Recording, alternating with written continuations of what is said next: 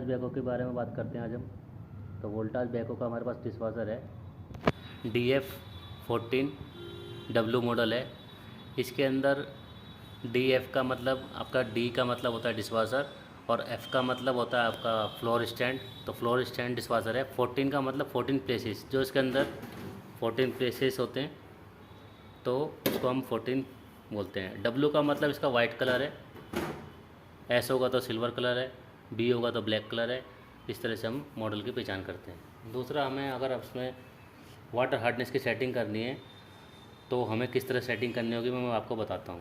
तो water hardness में setting करने के लिए आपको स्टार्ट और स्टॉप का बटन को प्रेस करके रखना है और जॉक डायल को राइट घुमाना है। जैसे आप राइट घुमाओगे ये 1 पे सेटिंग हो गई है। अभी इसकी 2 पे जाना है तो हमें नेक्स्ट जॉक डायल घुमाना पड़ेगा, ड्राइव पे आ जाएगा तो ये 2 नंबर है आपका।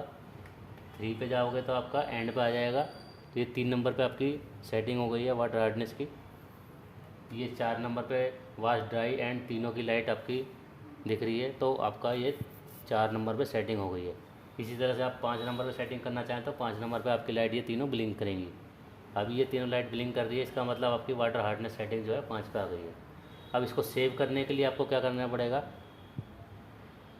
ये वाला बटन आपको प्रेस करके रखना पड़ेगा, स्टार्ट और स्टॉप वाला।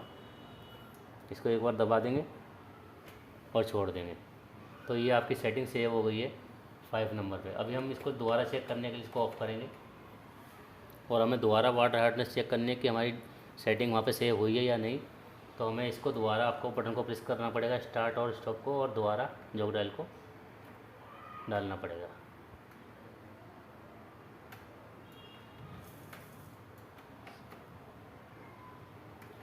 इसको दबा के रखना है। अब जॉक डायल को घुमाएंगे, जब तक दबा के रखना जब तक लाइट चेंज ना हो जाए। तो अभी ये जो आपकी डिफ़ॉल्ट सेटिंग आपने अपनी सेटिंग सेट करी है वाटर हार्डनेस की, वो सेटिंग आपको दिखाएगा।